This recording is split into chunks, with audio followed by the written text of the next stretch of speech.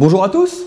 Allez, aujourd'hui, on va refaire un point sur la culasse de la R8 Gordini. On va aller un petit peu plus en détail. On en a parlé donc mercredi dans la brève d'atelier. Vous aviez vu, j'avais fait une vidéo sur la semaine d'avant sur laquelle on avait repris le pourtour des chambres de combustion, hein, parce que vous vous rappelez que tout ce qui avait été marqué par les segments.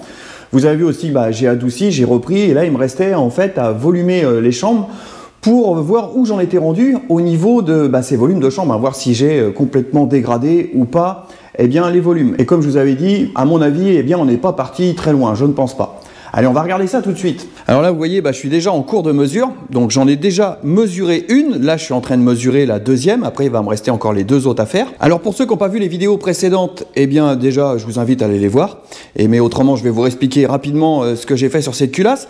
Alors l'histoire de cette culasse, c'est que, elle avait pris des morceaux de segments. Les segments étaient passés par-dessus. Ça nous avait tout piqueté les chambres de combustion. Donc c'était un peu la cata. On avait des soupapes qui étaient complètement bouffées, donc complètement rentrées dans leur siège. Donc ce que j'ai commencé par faire, évidemment, c'est que, vous l'avez vu, j'avais repris donc la circonférence des chambres de combustion parce que c'est là que ça avait vraiment fortement endommagé les chambres de combustion, c'était bien piqué. Ça, on l'avait fait avec la fraiseuse pour avoir quelque chose de bien circulaire. Et je vous avais expliqué qu'après, j'avais repris avec une fraise et une roue à lamelle pour adoucir tout ça. Et j'ai finalisé avec un microbillage fin pour vraiment adoucir l'ensemble. Chose importante qui nous reste à faire, vous voyez, c'est en cours, c'est le volumage des chambres pour savoir où j'en suis rendu.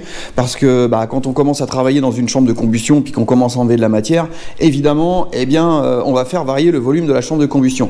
Et ça, c'est important de le respecter pour avoir un bon fonctionnement moteur. Pour mémoire, dans le manuel de réparation, alors il y a peu de manuels de réparation qui nous donnent ces valeurs-là, mais comme là, on est sur des vieux manuels, on a la chance d'avoir ces valeurs-là. Vous voyez, il nous donne donc 36 mètres cubes de volume de chambre de combustion. Alors ça, c'est uniquement le volume de la chambre de combustion.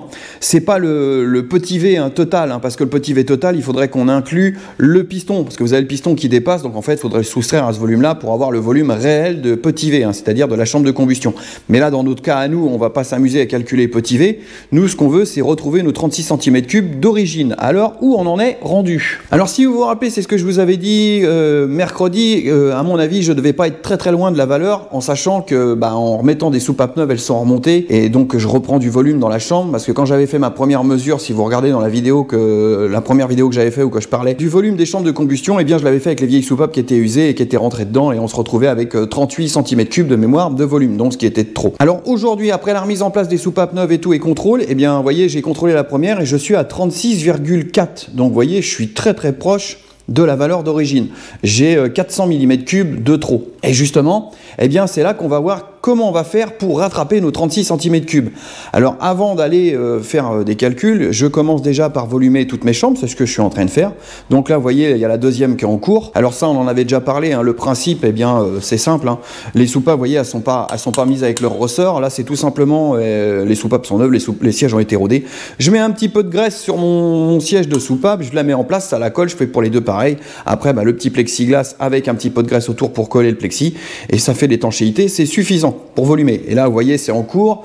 Et là, au moment où je vous parle, on est rendu, vous voyez, là, on est à 32 cm3. Donc, on arrive aux 36 cm3. Vous voyez, d'ailleurs, on arrive quasiment sur la fin. Alors là, vous voyez, ça y est, c'est rendu au bout. Alors, j'ai pas filmé parce que quand on arrive à la fin avec la dernière goutte, vous voyez, il faut avoir la main sur la petite pipette. Des fois, il faut remuer un petit peu la culasse pour que les bulles, elles arrivent à venir jusqu'au bout. Et là, vous voyez, il me reste encore des micro-bulles ici, mais bon, ça va pas influer énormément sur notre mesure. Mais quand on arrive à la fin, c'est pas évident. Alors, je vais essayer de faire la troisième, et vous verrez, j'essaierai de mettre la caméra sur le trépied pour que vous puissiez voir comment je fais, mais c'est un petit peu chiant sur la fin, comme je vous disais, parce que les bulles, elles sont à la fin, il faut vraiment que ça aille la dernière goutte qui remonte, sinon ça fausse notre mesure, et puis après, il faut tout recommencer. Alors, où on en est rendu? Quand on regarde, on est à 36,2,4, un tout petit peu plus de 4.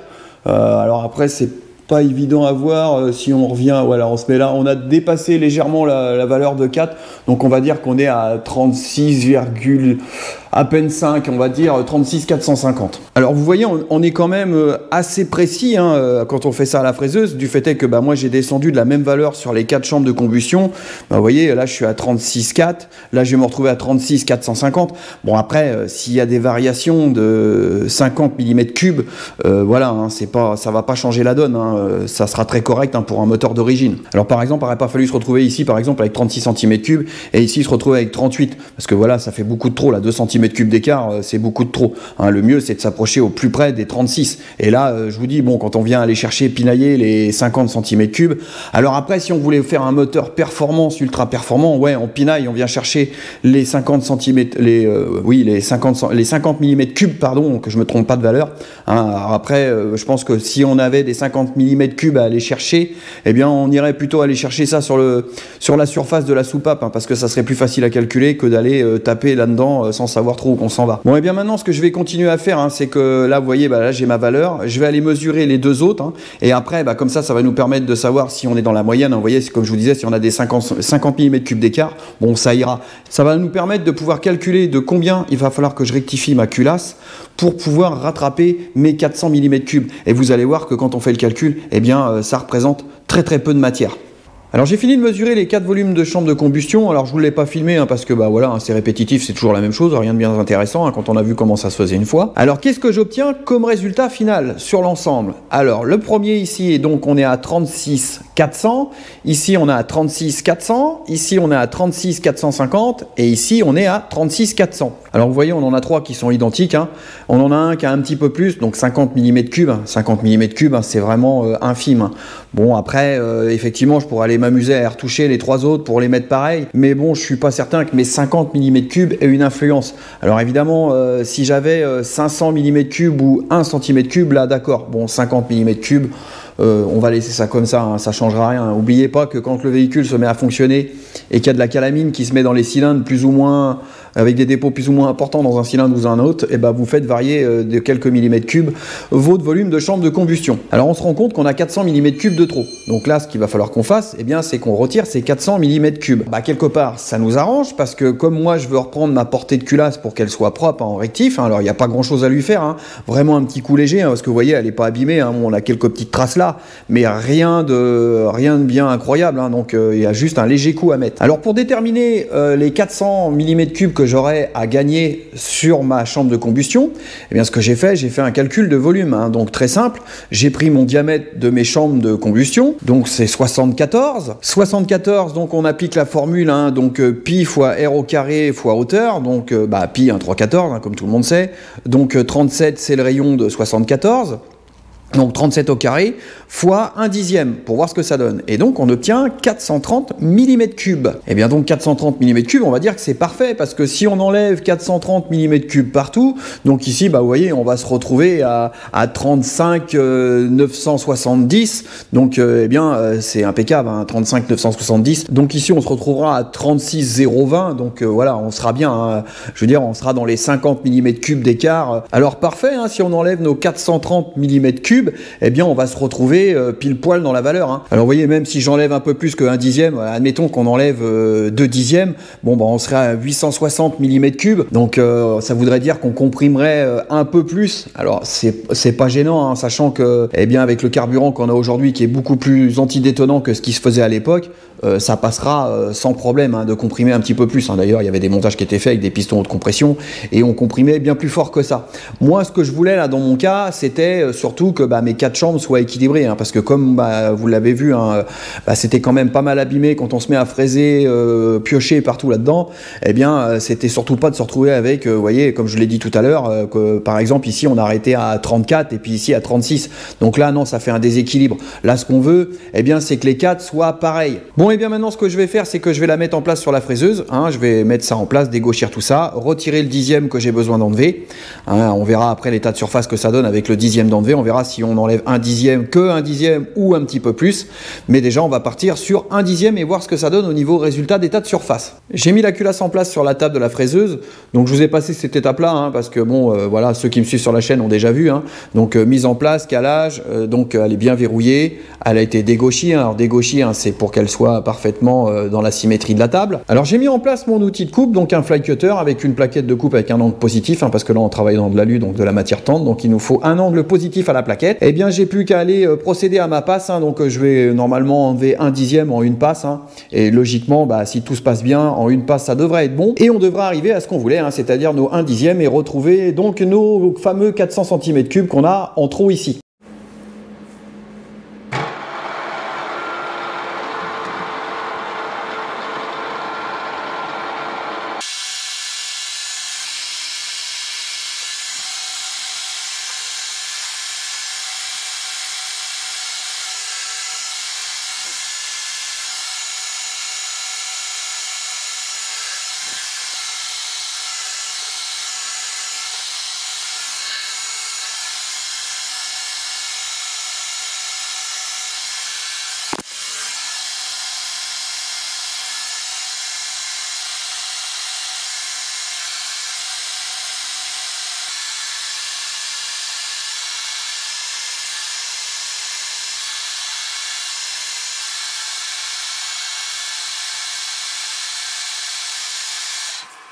Donc voici le résultat de ce que ça donne après la rectif. Hein. Bon, bah, vous l'avez vu, hein, aucune difficulté avec ma machine. Hein. L'état de surface, il est impeccable. Hein. Alors tout à fait normal, hein, au vu de la machine, au vu du poids de la machine et de ce qu'on lui a demandé de faire, hein, c'est-à-dire d'enlever une passe de 1/10 sur de l'aluminium, il n'y a aucun souci, hein, il y a zéro vibration. C'est pour ça qu'on obtient un état de surface hein, comme celui-ci, hein, parfaitement lisse, parfaitement brillant. Et bien maintenant que ma rectif elle est faite, je vais la démonter, je vais la nettoyer et puis je vais pouvoir recontrôler une chambre de combustion pour voir le résultat que j'obtiens, pour voir si je suis dans les valeurs que j'ai calculées. J'ai enlevé la culasse de la fraiseuse, je lui ai mis un coup de nettoyage propre. J'ai préparé les soupapes là, pour refaire une mesure sur cette chambre de combustion pour voir si je suis bien dans les valeurs que j'ai calculées. Alors là vous pouvez le voir, hein, le résultat hein, de la rectif c'est parfait, hein, c'est nickel. On a un superbe aspect au niveau de l'alu un peu croisé avec ces petites reflets arc-en-ciel qu'on peut avoir quand on a un alu qui est bien usiné. Et là, l'aspect il est, alors vous pouvez pas le ressentir, mais là au toucher c'est parfaitement lisse, hein, c'est vraiment impeccable.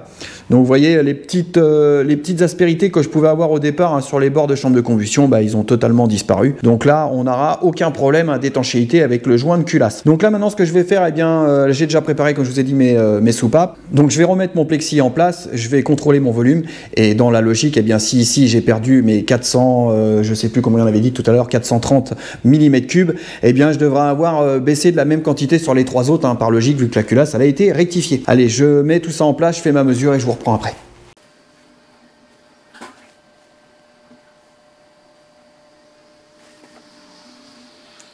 On arrive sur la fin, donc on est quasiment on arrive à 36 et là vous voyez là hop c'est là qu'il faut gérer le truc comme vous voyez, comme je vous disais tout à l'heure.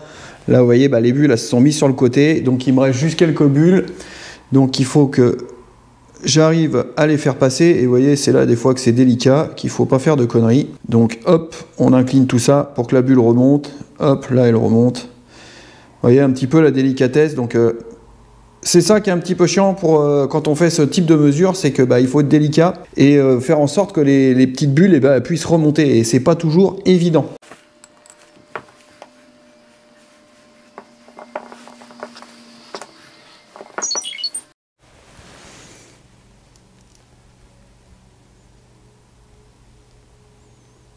Et là c'est vraiment les dernières gouttes à gérer.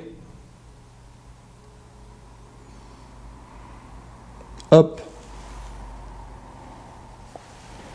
On pourrait presque en mettre une encore. Allez, encore la dernière goutte. Hop. Là, je pense qu'on est pas mal. Alors, résultat, hop, on regarde ce qui se passe. Eh bien, si on regarde, alors je ne sais pas si vous allez voir le 36. Alors, attendez, ce qu'il a un petit peu de travers, on le remet droit. C'est plutôt pas mal, hein. On est sur le 36, pile poil.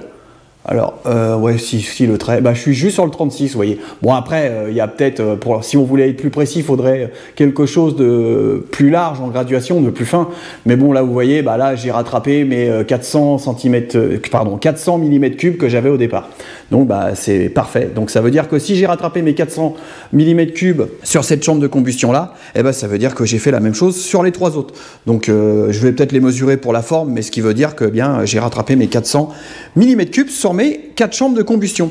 Et mon état de surface de culasse est impeccable. Et bien donc voilà pour cette culasse, hein. Vous voyez comment j'ai pu rattraper la situation hein, de départ. Hein, si vous vous rappelez, je vous remettrai la photo sur l'écran hein, de l'état que c'était au niveau des chambres de combustion quand c'était tout piqueté et tout abîmé. Et puis l'état aussi de surface de la culasse. Et bien vous voyez aujourd'hui avec un petit peu de travail et un peu de méthode, on arrive à des résultats quand même plutôt satisfaisants. Et puis quand on voit un état de surface comme ça, hein, comme je vous disais, pour moi c'est toujours satisfaisant d'arriver sur un résultat comme ça. Hein, c'est gratifiant et c'est ce qui fait que j'aime mon métier aujourd'hui.